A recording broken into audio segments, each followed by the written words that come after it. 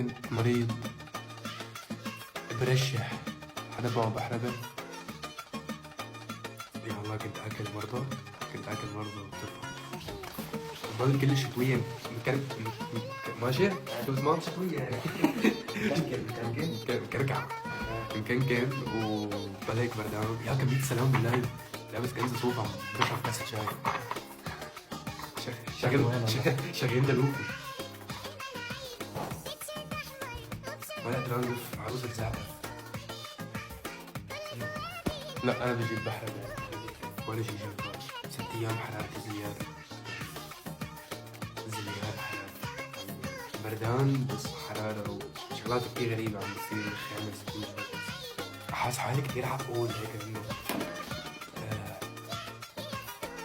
لبس عاقلين وقعدة عاقلين وبعدكم الكاميرا هلا بس ورتنا رجل يا الله كمان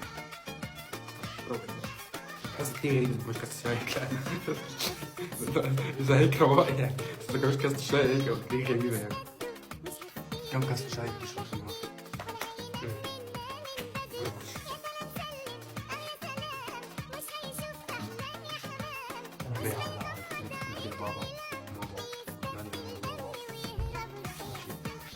لا أجيب بحربة على عقلي كتير أخوي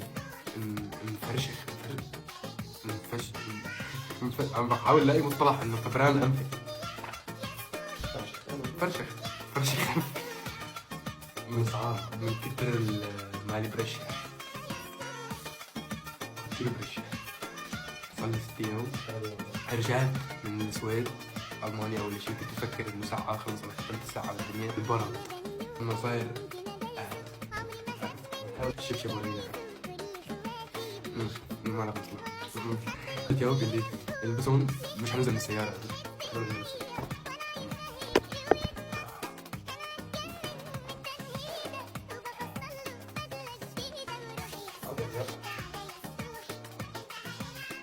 أنا صرت عالمي ولحد الآن قاعد كاست الشاي تبعي بالبيت